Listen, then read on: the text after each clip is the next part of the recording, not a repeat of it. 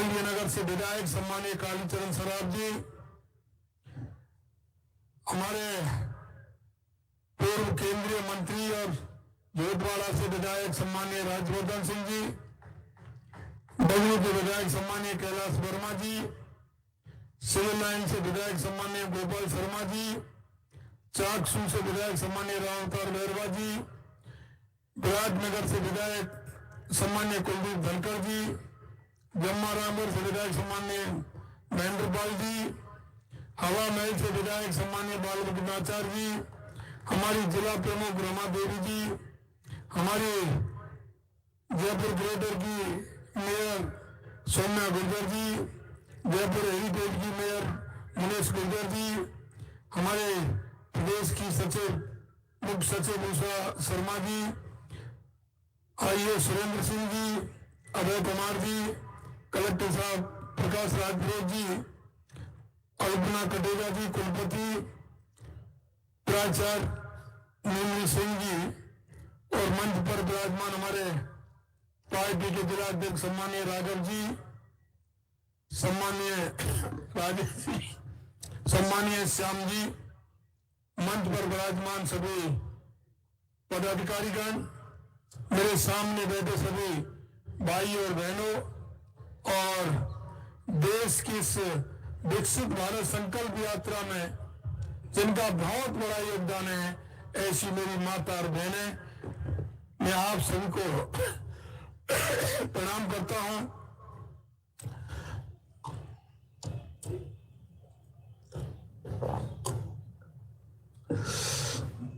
मैं आज प्रधानमंत्री सम्मानीय नरेंद्र मोदी जी के इस गौरवशाली नेतृत्व,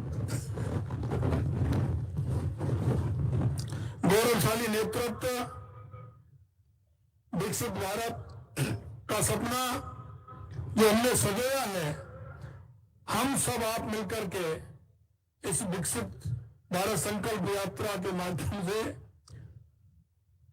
जन जन की आवाज हम बनेंगे।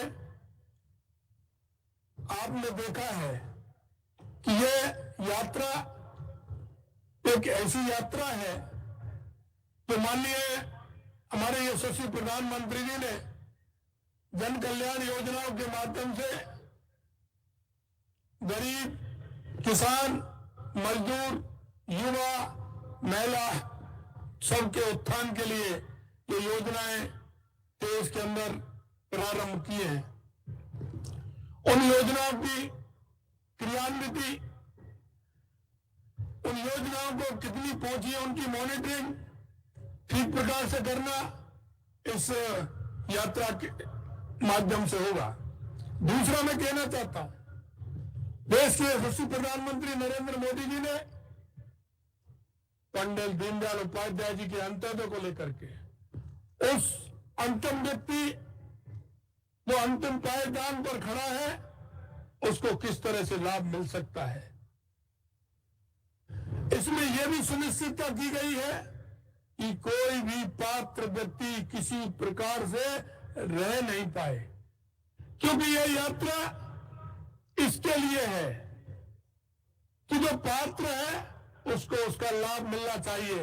इसके लिए माननीय यशस्वी प्रधानमंत्री जी ने एक प्रदेश का नोडल अधिकारी, एक जिले का नोडल अधिकारी, एक ग्राम पंचायत का नोडल अधिकारी, इन सभी को ये जिम्मेदारी दी है कि इस यात्रा के माध्यम से जिस गरीब के पास हम जाना चाहते हैं उसको जो सरकार की योजनाओं को लाभ मिलना चाहिए उसको लाभ मिला या नहीं मिला, जो उस सूची में है उनको कितना लाभ मिला है, यह भी हमारी जवाबदेही रहेगी कि जो सूची में उनको कितना लाभ मिला है, और वंचित है उनको लाभ मिलना चाहिए।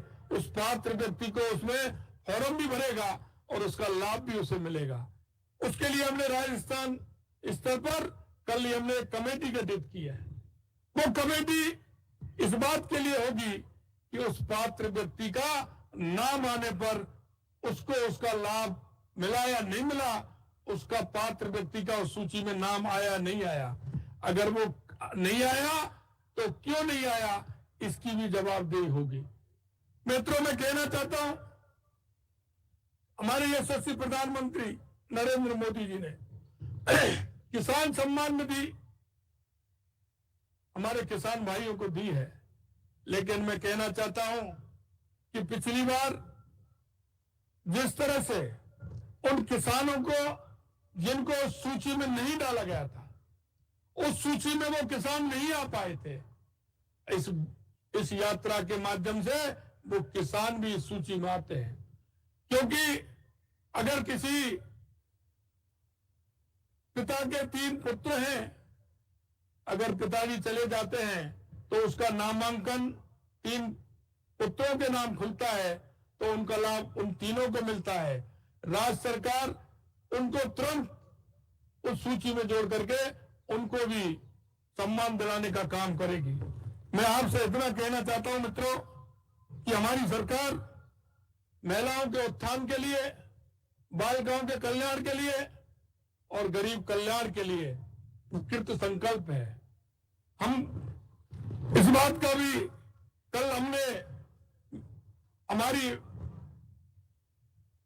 महिलाएं और बालिकाएं उनकी सुरक्षा सुनिश्चित हो, निश्चित रूप से हमारी ये सरकार इसके लिए काम करेगी। यही नहीं, मैं आपसे कहना चाहता हूं कि प्रदेश में जिस तरह से भ्रष्टाचार, निश्चित रूप से हम जीरो टॉलरेंस पर काम करने वाले हैं। भारतीय जनता पार्टी जो कहती है वो करती है। और मैं आपको बताना चाहता हूं कि जो प्रदेश के अंदर कानून व्यवस्था है, कानून व्यवस्था सुरक्षा, ये हमारा संकल्प है। हमारा घोषणा पत्र जो हमारा है, वो घोषणा पत्र पूरी तरह से हमारा सरकारी दस्तावेज है। हम घोषणा पत्र की एक एक मांग को पूरा करेंगे। हमने जो जनता के बीच में हम गए हैं, जनता से जो हमने वादे किए हैं, उन वादों को पूरा करने का काम हमारी सरकार करेगी। मैं आपसे इतना निवेदन करना चाहता हूं कि हमारी जो योजना है, उन योजनाओं को जनता तक कैसे पहुंचे, इसकी मॉनिटरिंग के लिए अलग सेल हमने बनाया है। मैं आपसे इतना ही कहना चाहता हूं कि हमारा देश कृषि प्रधान देश है। हमारे किसान कल्याण की जो हमारी प्राथमिकता है, उनको भी हम पूरा करना चाहते हैं। मैंने जैसा बताया, हमारे किसानों के लिए मृदा स्वास्थ्य कार्ड की योजना, किसान क्रेडिट कार्ड योजना, प्रधानमंत्री कृषि सिंचाई योजना, स्वामित्व योजना, कृषि अवसंरचना कोष, पीएम ब्रह्मांड जैसी किसान कल्याण को समर्पित योजनाएं, इनको भी हम संचालित जो है हमारी, उनको भी सुदृढ़ करने का काम करेंगे। वो किसान तक पहुंचे, इसकी सुनिश्चितता भी करेंगे। मैं आपसे कहना चाहता हूं कि गरीब की सेवा, वंचितों का सम्मान हमारी सरकार का मूल मंत्र रहा है। डीबीटी, बिजली और पानी, शौचालय जैसी सुविधाएं गरीब तक पहुंचने से जमीनी स्तर पर जो क्रांति आई है, निश्चित रूप से महिला उत्थान के विषय में, क्योंकि आप देख सकते हैं माननीय यशस्वी प्रधानमंत्री जी ने महिला उत्थान के लिए जिस तरह से काम किया है, और मैं ये विश्वास दिलाता हूं हमारी बहनों के अंदर और महिलाओं के अंदर जो विश्वास पैदा हुआ है माननीय यशस्वी प्रधानमंत्री नरेंद्र मोदी जी के प्रति, वो आपको दिखता है। क्योंकि वो सोचती हैं कि जो माननीय प्रधानमंत्री जी कहते हैं वो करते हैं। ये जनता के अंदर ये विश्वास है, और इस विश्वास से मैं कह सकता हूं कि हमारी सरकार गरीब कल्याण के लिए समर्पित सरकार है। मकान, खाद्य सुरक्षा, वित्तीय सशक्तिकरण, जनजातीय क्षेत्रों का सर्वांगीण विकास, कमजोर वर्गों को नौकरियों में एवं शैक्षणिक संस्थाओं में आरक्षण, कौशल विकास, हर घर नल से जल, सस्ती और सुलभ स्वास्थ्य सेवा, व्यापार सुगमता जैसे अहम कदम हमारी सरकार उठाएगी। इन कदमों से विगत 9 वर्षों में जो हमारी केंद्र सरकार ने उठाए हैं, देश से तरक्की के रास्ते अग्रसर हुए हैं। माननीय प्रधानमंत्री जी ने केंद्र सरकार के स्वयं भावी पीढ़ी तैयार करने की दिशा में भी दूरदर्शी विजन के साथ पुरानी शिक्षा नीति में भी बदलाव कर राष्ट्रीय शिक्षा नीति 2020 लागू की है। 2013-14 के मुकाबले शिक्षा पर खर्च भी 2 गुना हो गया है। खेल स्पर्धा में भारत अब तक के सर्वश्रेष्ठ प्रदर्शन की ओर बढ़ा है। किसी भी गरीब को पैसे के अभाव में अपना इलाज ना डालना पड़े तथा उसे अपने घर के पास ही बेहतर इलाज मिले, इस सोच के साथ स्वास्थ्य सेवाओं को सुदृढ़ बनाया जाएगा। ये हमारे यशस्वी प्रधानमंत्री नरेंद्र मोदी जी का विजन है। आयुष्मान भारत विश्व की सबसे बड़ी स्वास्थ्य योजना है। हेल्थ इंफ्रास्ट्रक्चर को मजबूत करने के लिए PM Ayushman Bharat health mission शुरू किया गया है। अस्पतालों के नेटवर्क को तेजी से विस्तार किया जाएगा। 2014 तक देश में केवल 8 एम्स थे जो बढ़कर 23 हो गए। मेडिकल कॉलेज 641 से बढ़कर के 1341 हो गए। प्रधानमंत्री जन औषधि परियोजनाओं के माध्यम से ब्रांडेड दवाएं 50 से 90% दवाएं हो गई। मैं आपसे यही कहना चाहता हूं कि माननीय यशस्वी प्रधानमंत्री नरेंद्र मोदी जी का जो विजन है, उस विजन को हम आगे बढ़ाने का काम करेंगे। माननीय प्रधानमंत्री महोदय की अगुवाई में अंतर्राष्ट्रीय स्तर पर भारत की नई छवि का निर्माण भी हुआ है, जो हमें गर्व और गौरव की अनुभूति भी कराता है। विरासत के सहेजते हुए विकास के अभूतपूर्व कीर्तिमान इस विकास यात्रा में हासिल किए गए हैं।